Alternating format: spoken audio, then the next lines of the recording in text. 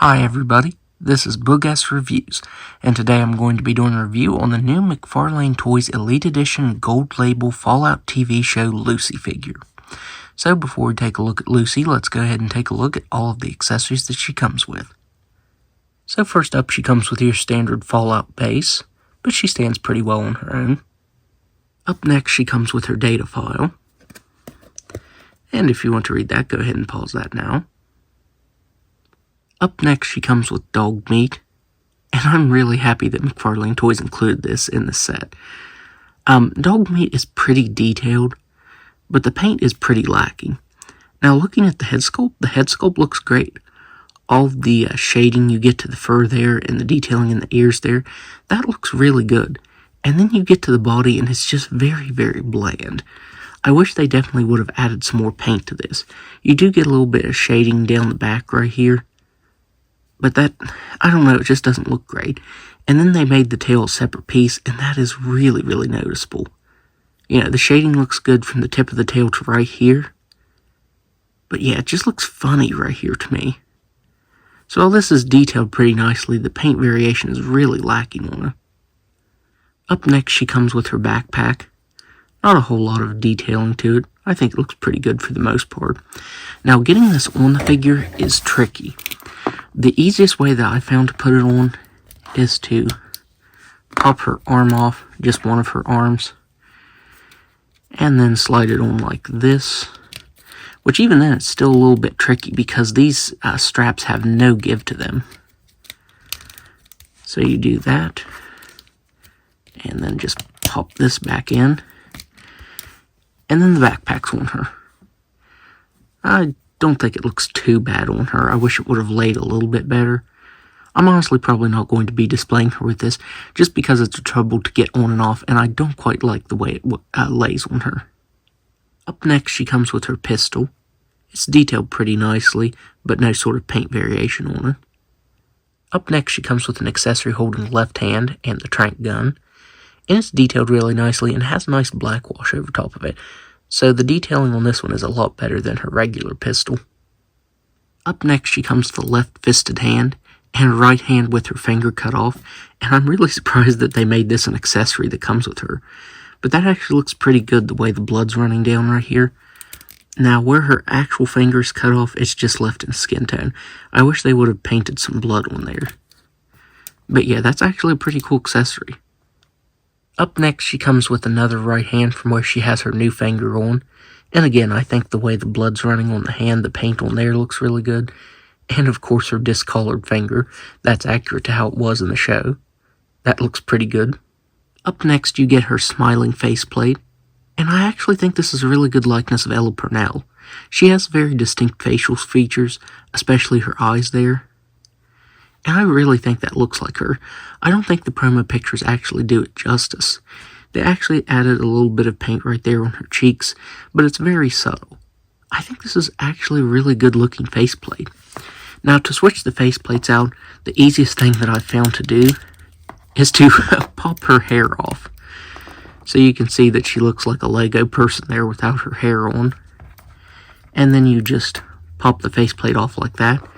And that is the stuff of nightmares. Up next, she comes with her standard faceplate, which I think this one actually looks more like her than the smiling faceplate. The standard portrait on this just looks really nice. Like I said, I think it's actually a really, really good likeness of Ella Purnell. And finally, you get her more angry-looking expression faceplate. And I think this is probably the best likeness out of all of them. I think this is the best likeness of her. I do think all of the faceplates do look like her, but I think this one is the best. So yeah, I think McFarlane Toys actually did a really, really good job on all of these faceplates for her.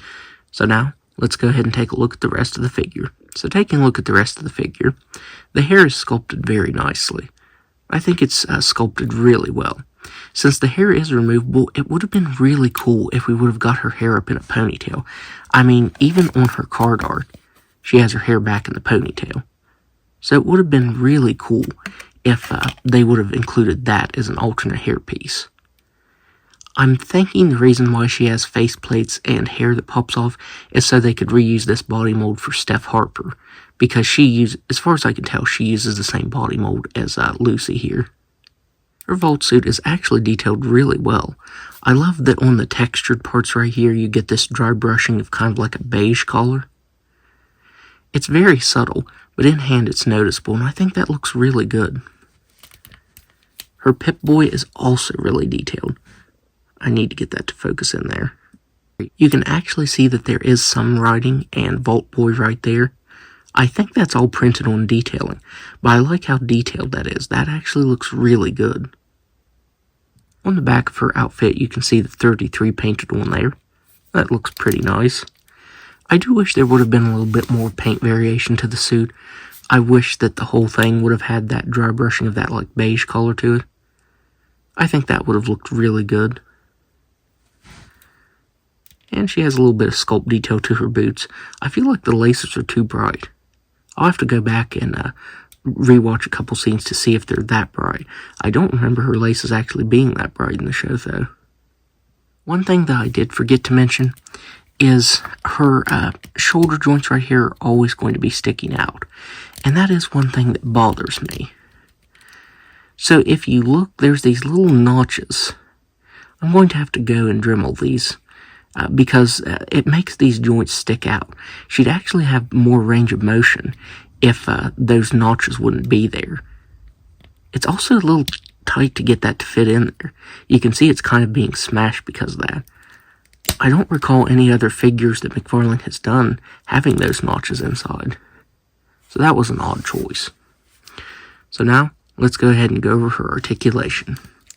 So she has a ball-jointed head that can look up just about all the way.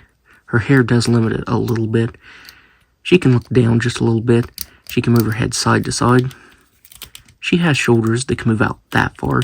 As I said, these shoulder joints, they do move, but man, they are really hindered because of those notches there.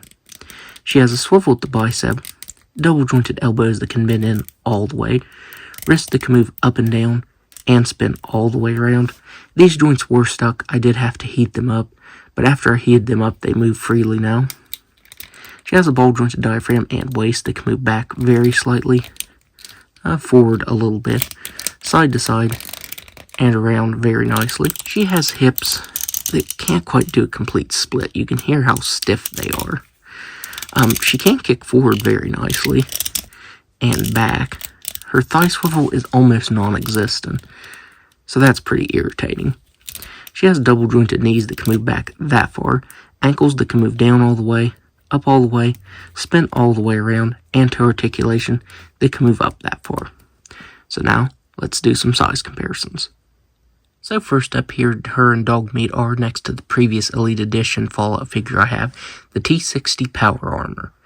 Now, there is also the NCR Ranger. I don't have that one yet, but I do plan on getting that one in the future. Here they are next to Maximus, which is a figure I need to review. Normally, I don't show figures off in size comparisons that I haven't reviewed yet, but I just had to. So yeah, I'm definitely going to be doing a review of him soon. And finally, here she is next to the Ghoul, another figure that I haven't reviewed yet, but I do plan on it. I really love this figure. He is really cool. I'm really excited to review him eventually. So overall, I do think that McFarlane Toys did a good job on this for the most part. I especially think the likeness is really good. Like I said, I don't think the promo pictures do it justice. I think it really does look like Ella Purnell in hand. You get a good bit of accessories, and I think the sculpt detail's pretty good. I just think the articulation could have been better. You know, the thigh swivel is almost non-existent on this figure. And I don't like the way they made those shoulder joints, or the way they connect into the body, I should say. Those notches limit a lot of the articulation and make it look a little awkward. Another thing is the cost, which I like this figure, so I don't regret buying it at all. But I just looked up images of the Steph Harper figure, and she doesn't come with too many less accessories than this figure. You know, this figure, I think this is like $60. And the Steph Harper figure that uses the same body mold and has just about the same amount of accessories is $30 less. So I'm not really seeing, other than some added accessories like Dogmeat and the Elite Edition card, which I did forget to show that off. I did get 300 points from that. But that's the only reason I can think of that it's the price point that it is. So overall, I do feel like this figure is a bit pricey, like I said, especially compared to that Steph Harper figure. but I don't regret getting it. I do really like it. This is a figure that I've been looking forward to forever, and personally, it didn't disappoint me. So, that's my review. If you like this review, be sure to hit the like button and subscribe to my channel. Thanks for watching.